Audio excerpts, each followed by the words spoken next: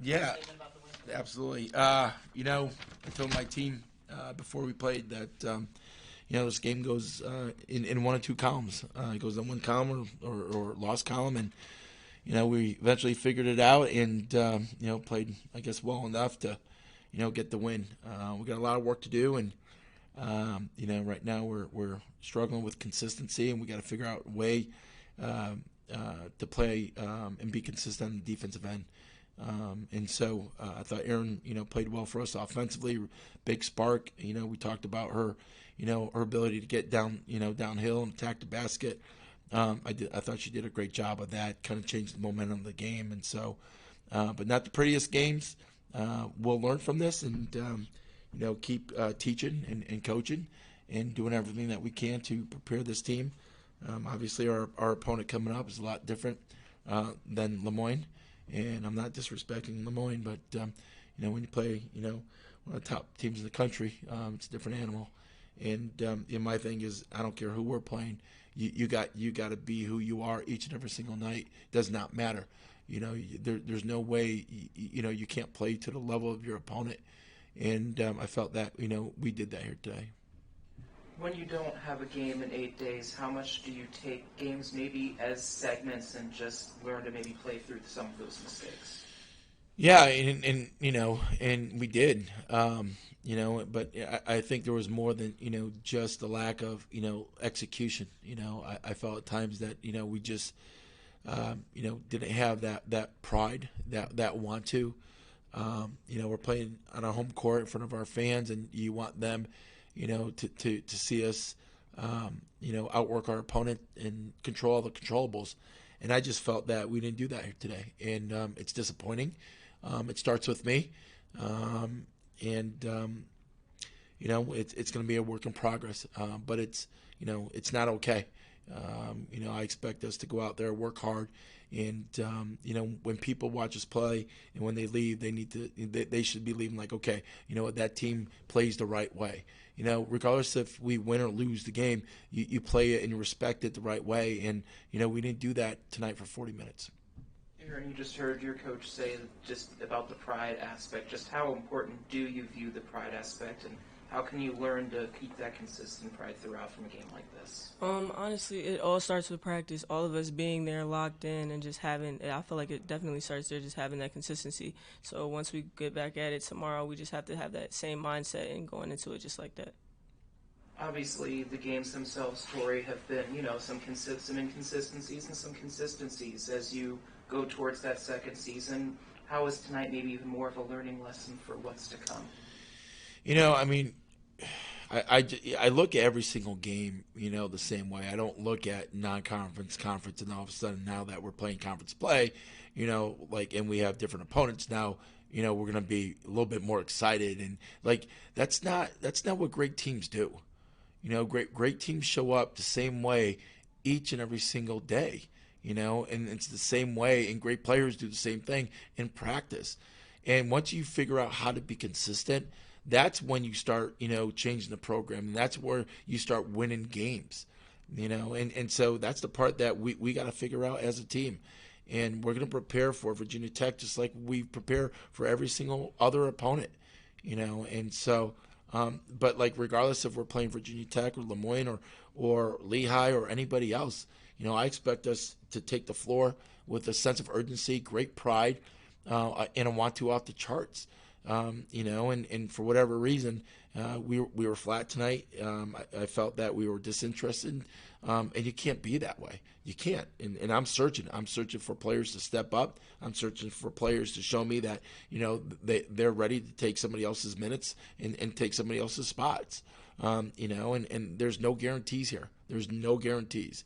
And, the fact that, I got to coach effort is concerning, and we need to figure that out as a team.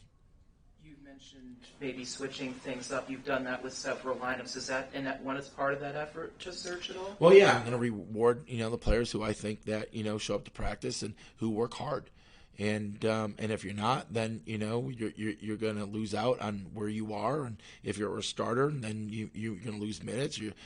I'm about rewarding the players who show up each and every single day, and if our best players aren't on the floor, then and they're not our hardest working players, then guess what? They're not our best players. Because your best players should be the hardest working players each and every single day. So that then they're not our best players, and they don't deserve to be out on the floor. So I'm looking for consistency. I'm looking for players who, play the game the way it should be played. Aaryn, for you, as this team's trying to find a flow throughout the game, what was it like for you trying to find your flow throughout the play tonight? Starting off, obviously we were slow. We didn't really do what we wanted to do, getting up the floor and everything like that. I feel like second half, we knew what we had to do, come out and attack, do what we do in transition. So I feel like just finding my rhythm in transition and keep attacking, getting downhill was definitely my main part of the game today. Even though there's defensive principles you want to work on, they made one field goal in the fourth quarter. They made 4 field goals in the entire second half. Is that something at least you can hang your hat on to some principles we're following? I'm not sure if that was because of our defense or the fact that they just missed shots, to be honest with you. I look at the game in its totality, and I look at what we were doing, and just from a systematic standpoint, and we weren't doing the things that I know that we're capable of doing. And so we got to do a better job. Hopefully, we'll learn from this. We'll look at some of the positive things that we did here today, and then we'll look at some of the things that, we need to do a better job of. And because if we don't, then it's going to be really hard to win games, especially, now with our opponents changing. And but I expect our players to come out and play extremely hard and, have a sense of urgency and a want to and play with pride. And wearing this jersey means something, and should mean something. And people should feel when they watch us play, they should leave here and they should, go home and they should be talking about Pitt women's basketball, how hard they play, and we know they're on the rise, and I can't say that, people are talking about that tonight, and that disappoints me. That hurts me, because that's something that I pride myself in, getting this team ready, and feeling a certain way about what we're doing, and so we need to figure that part out. It's maybe an unfair question because the game just ended, but totality-wise, do you feel where you are where you want to be, and how do you make that extra? No, absolutely not. I know. I look at our non-conference season, and I think that there was 2 to 3 games that we probably should have won, and we didn't. You could talk about growing pains or anything like that, but no, I think defensively we got a really long ways to go. We have a really, really long ways to go. And here, as a coach, we're trying different things. We're trying to figure out like what works, what doesn't work, how can we get them. But what I do know, no matter what you tell your team to do or whatever you give them, what concepts or defense, if you don't go hard and you don't play hard, it does not matter. It's not going to be good. And so we got to figure that part out. And the thing is, it's not all 5 players on the floor. But it doesn't make any sense when three players are playing extremely hard and doing what you're asking them to do, and then you got 2 other people that aren't. You win as a collective group, and collectively we got to be better. Overall, you mentioned earlier in the season about learning a lot of these behaviors, these close games. How much is that a part of this journey, and how can that tell the story of what the season could be? Yeah, I mean, it is a journey, and you certainly learn a lot about your personnel.